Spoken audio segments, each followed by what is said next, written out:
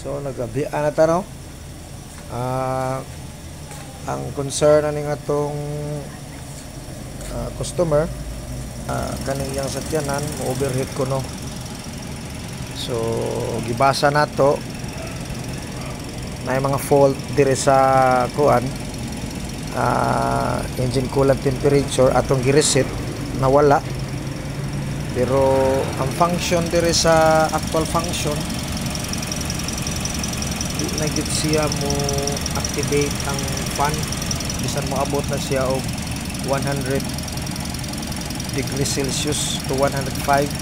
So dapat before mag 100 sa boiling point mo start na yung fan o mutuyok na siya dapat. So agit siya mutuyok. So karon isaka na pod at temperature muna itong observation. So 96 ato na siyang paaboto no.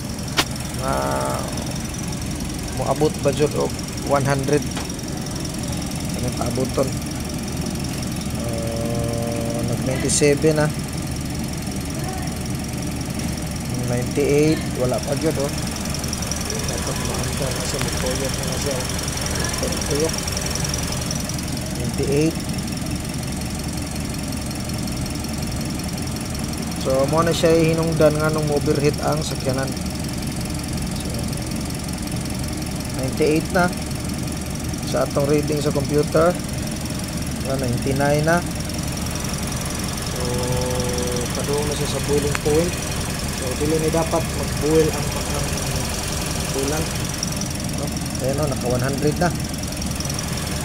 So dili ni siya dapat moabot ang boiling point. Bukal man eh. So, ayan, 100 na. Dapat mga 90 pa lang, 92, 93, 95 maximum. Muandar na siya. Pero pag naka-aircon na siya, muandar. Kung naka-aircon ang sakyanan, kaya mo automatic man og switch ang aircon. Pag nag-switch on sa aircon, automatic na siya ang fan. Pero wala siya i-fan, wala siya aircon, hindi ka magamit aircon na mabantayan na overheat na. Ayun na, tanawa, 101 na.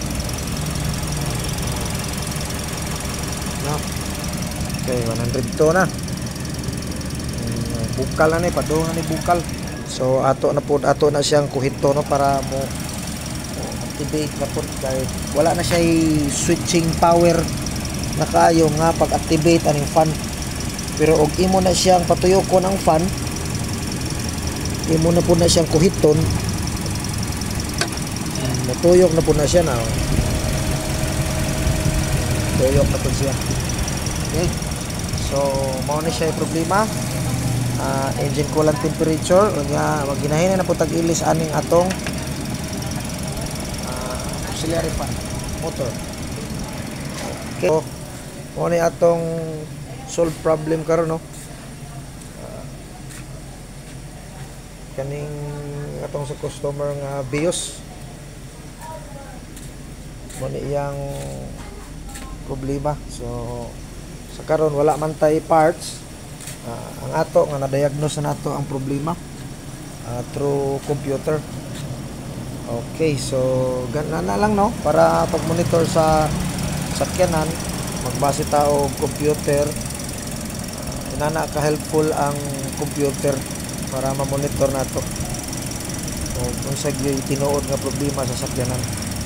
So muna siya mabasihan nato nga nay problema ang iyang engine coolant temperature sensor.